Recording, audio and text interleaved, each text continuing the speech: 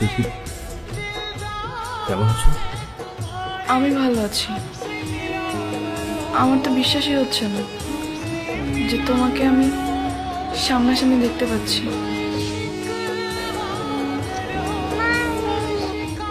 তোমার মেয়ে না? মাশাআল্লাহ, খুব সুন্দর, একদম পুরো তোমার মতো হয়েছে। বুঝবেন,